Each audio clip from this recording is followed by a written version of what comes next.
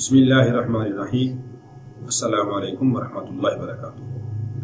محترم ناظرین، شہد کی مکھی اگر کاٹ لے تو اس کا انتہائی آسان علاج ہے کہ وہ درود شریف جو ہم نماز کے اندر پڑھتے ہیں، اللہم صلی علی محمد وعلی آل محمد کما صلیت علی ابراہیم وعلی آل ابراہیم انک حمید مجید، اللہم بارک علی محمد وعلی آل محمد کما بارکت علی ابراہیم وعلی آل ابراہیم انک حمید مجید۔